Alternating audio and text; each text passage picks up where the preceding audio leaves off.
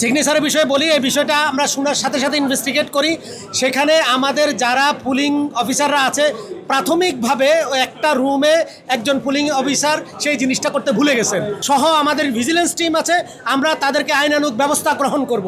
এটা আমি আশা করছি যে একজন শিক্ষার্থীও এই ধরনের কাজ করবে না, কারণ তারা যেই চেকের মাধ্যমে ভোট দিচ্ছে সেখানে কালিটা আমি মনে করি যে এটা একটা অর্নামেন্টাল।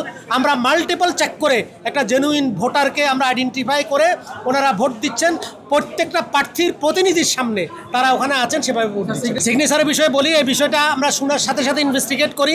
সেখানে আমাদের যারা পুলিং অফিসাররা আছে, প্রাথমিকভাবে একটা রুমে একজন পুলিং অফিসার সেই জিনিসটা করতে ভুলে গেছেন, যার কারণে সেখানে যত আমাদের প্রিসাইডিং অফিসার, সহকারী প্রিসাইডিং অফিসার, রিটার্নিং কর্মকর্তা সবাই ওখানে গিয়েছেন। যাওয়ার পরে সেখানেও এজেন্টরা সবাই ছিলেন, তাদের উপস্থিতিতে তারা বলতেছেন যে 10 থেকে 12 জনের সিগনেচার ছাড়া ভোট তাদের জেনুইন, কিন্তু ওই যে একটা সিগনেচার দিত সেটা দেয়নি। আমরা ওই জিনিসটাকে আইডেন্টিফাই করে সেখানে ভোট গণনার আগে সেটাকে বের করব। এই ধরনের কয়েকটা সিগনেচার থাকলে সেটা নির্বাচন কমিশন সিদ্ধান্ত নিয়ে আমরা পরবর্তী বিষয়ে জানিয়ে দিব। সেই বিষয়টি আমরা